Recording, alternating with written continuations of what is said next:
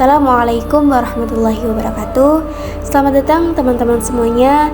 Semoga kalian semua selalu bahagia dan selalu dalam lindungan Allah Subhanahu wa Ta'ala, dimanapun kalian berada dan dimanapun takdir dan tempat yang Allah berikan.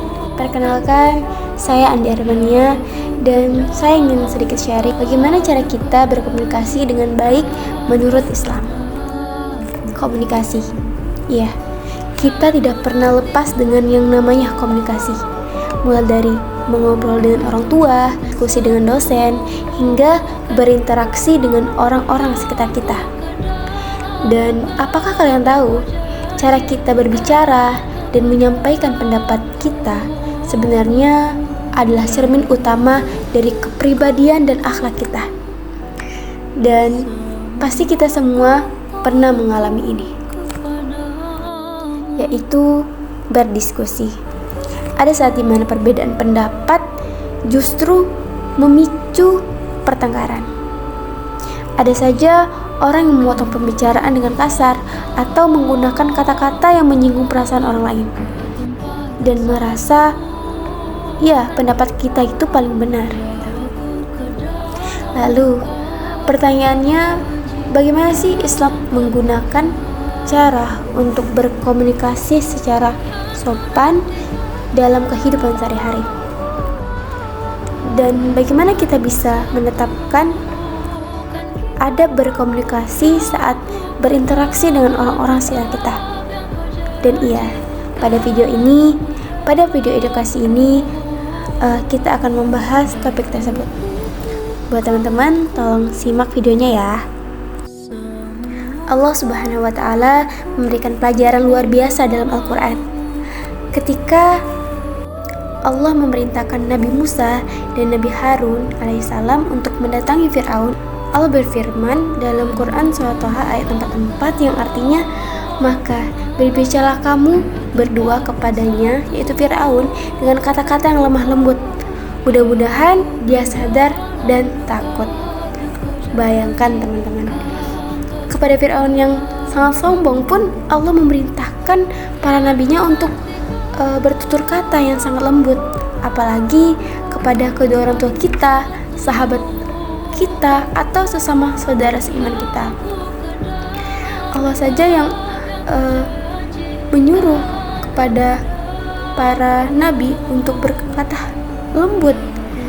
Itu bukan seiman, tapi itu Fir'aun, seorang Fir'aun yang sombongnya na'udzubillah gitu. Dan sedikit sharing, jujur saya sendiri pernah belajar dari sebuah pengalaman pribadi.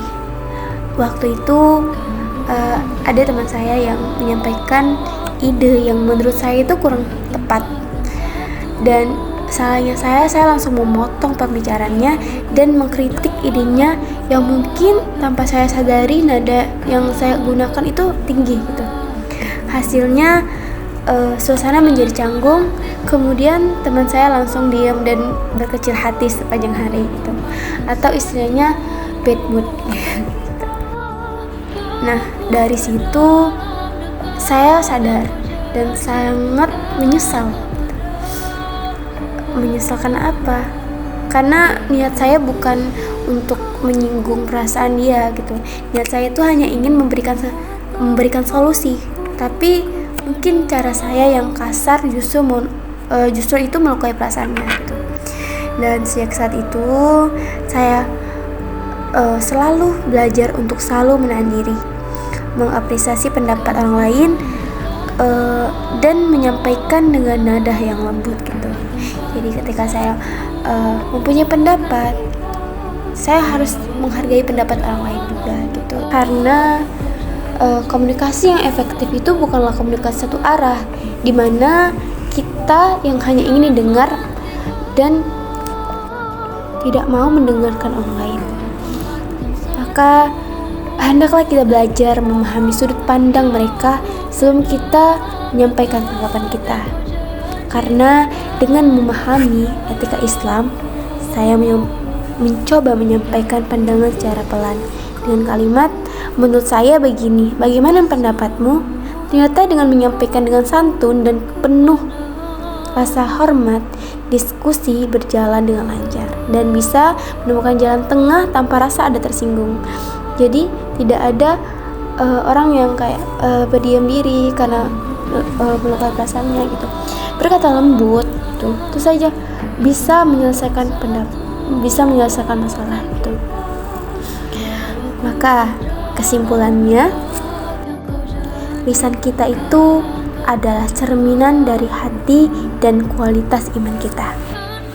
Maka mari kita besarkan untuk selalu bisa berbicara dengan kata-kata yang lembut dan penuh kesantunan, menjadi pendengar yang baik dan tidak memotong pembicaraan orang lain, dan bisa menghargai pendapat orang lain gitu.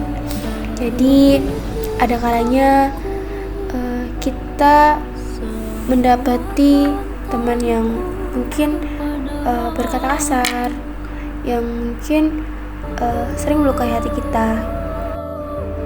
Jangan kita balas dengan kejadian yang sama, tapi kita balas dengan kebaikan. Mungkin lebih kita bertutur kata yang baik, kita menghargai dia, mungkin dia juga bisa menghargai kita.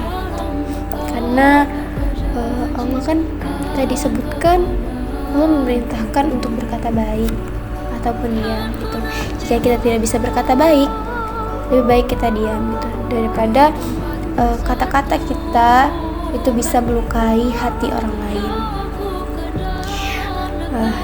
Alhamdulillah, demikian video edukasi kali ini, semoga bermanfaat.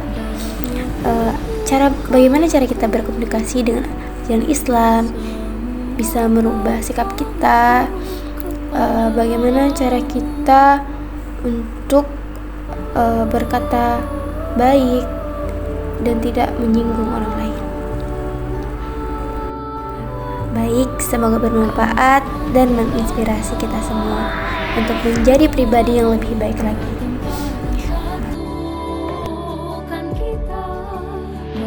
Jika ada kesalahan, mohon dimaafkan, dibuka pintu sebesar-besarnya, karena yang baik-baik datang dari Allah dan yang kurang baik datang dari diri saya sendiri.